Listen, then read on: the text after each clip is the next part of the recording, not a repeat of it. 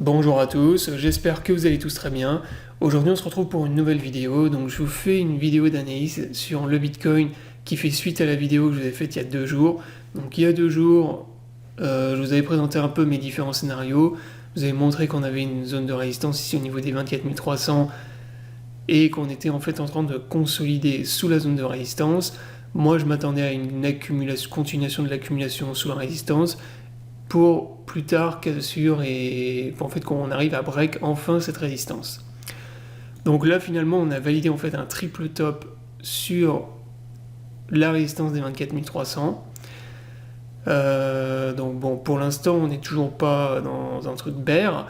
Je vais vous montrer un peu les changements de mon scénario pour les jours à venir.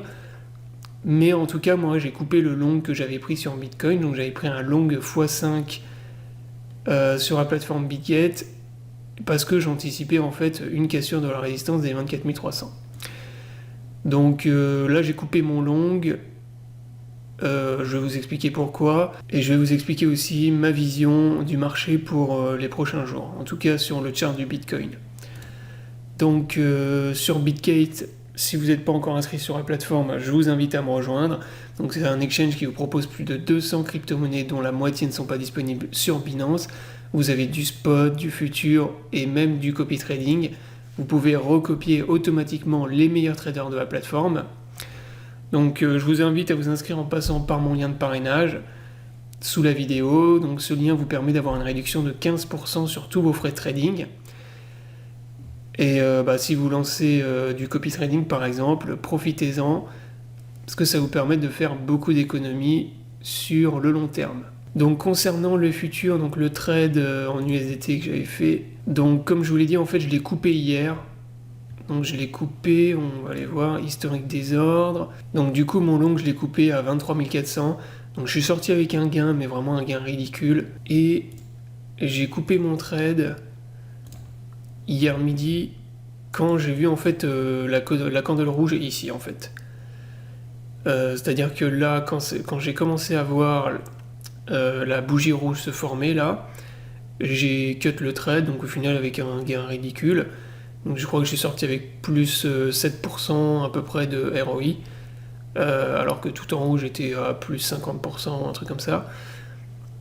Et en fait quand j'ai vu la clôture de cette candle rouge, j'ai vu qu'en fait on avait validé un triple top sur le Bitcoin, et donc j'ai préféré couper mon long parce que derrière les probabilités de venir casser le range étaient tout de suite beaucoup plus élevées. Donc là c'est ce que je vous expliquais, en fait pour le moment on est toujours en train de consolider sous la résistance, donc il y a toujours une accumulation pour moi sous cette zone de résistance, mais on est venu quand même valider un triple top. Donc là il y a eu validation du triple top avec la candle rouge hier qu'on a fait sur Bitcoin. Et maintenant, le niveau de support qu'il faut tenir, c'est en fait le dernier creux qu'on a fait ici. Tant qu'on reste au-dessus de cette zone, de ce niveau-là, on est toujours dans une zone d'accumulation, c'est-à-dire que le Bitcoin il peut très bien continuer à évoluer dans cette zone encore longtemps et potentiellement réussir à la casser plus tard. Sachant que plus on consolide longtemps sous la résistance, plus on accumule du long et plus potentiellement le short squeeze qu'on peut venir créer derrière va être puissant. Donc pour l'instant mon scénario du coup il change pas, c'est juste que moi j'ai cut mon long parce que je voulais pas en fait de validation de triple top, je voulais qu'on continue à incrémenter juste au niveau de la résistance et qu'on la casse ensuite derrière. Si on repasse sous le niveau de support que je vous ai tracé ici, moi je suis plus long du tout parce que là en fait ça veut dire qu'on casse le range vers le bas. Et ça veut dire qu'on revisite le bas de notre canal.